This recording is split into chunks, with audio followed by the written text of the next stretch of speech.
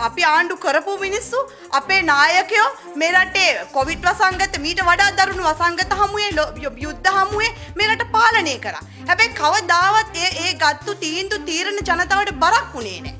ඒ නිසා අපිට වේදනාවක් තියෙනවා මේ රටේ ජනතාව පිළිබඳව සහ මේ කරන ක්‍රියාදාමය පිළිබඳව අපි පිළිකුලෙන් හෙලා දකින පක්ෂයක් විදිහට ජනාධිපතිතුමනි අපි වගකීමෙන් කියන පොදු ජන පෙරමුණේ අපි දැන් ඔබතුමාගේ ආණ්ඩුව ගන්න කිසිම සූදානමක් නැහැ.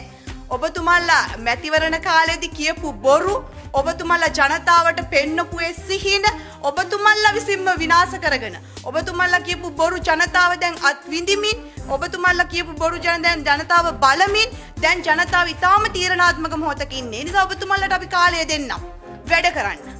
ඔබතුමාලා කරුණාකර මේ රටේ ජනතාව වෙනුවෙන් ඒ මැතිවරණ කාලෙදී ලබා දුන්නු බලාපොරොත්තු ඒ ලබා දුන්නු පොරොන්දු ඉෂ්ට කරන්න. ඔබතුමාලාට ආධාර හම්බුණා ණය ගත්තා මොනවද කරලා තියෙන්නේ? පුළුවන් නම් අභියෝග කරන පොදු ජන පෙරමුණේ කාන්තා මන්ත්‍රීවරියක් විදිහට මම ආණ්ඩුවට ඔබතුමාලා මේ වසර කිහිපය ඇතුළත කරපු එකදු වැඩසටහනක් හරි තියෙනවා නම් මේ විදිහට පාර්ලිමේන්තුවෙන් එළිය ඇවිල්ලා අපි මේ දේ කරා කියලා ඔබතුමාලා කතා කරන්න පෙන්නන්න. නමුත් ඔබතුමාලාට එහෙම කරන්න දෙයක් නැහැ. ඒ නිසා වර්තමාන ආණ්ඩුව ඉතාමත් අමානුෂික විදිහට මේ ආදරණීය අපේ පුංචි මාතෘ භූමියේ ඉන්න දරුවට ගෘහණියට රැකියාවේ නියුතු වන්නන්ට දෙන මේ හිරිහැරය පොදු ජන පෙරමුණ විදිහට අපි පිළිකුල් සහගත විදිහට හෙලා දකින්නවා කියන කාරණේ මේ අවස්ථාවේදී මම සිහිපත් කරන්න කැමතියි.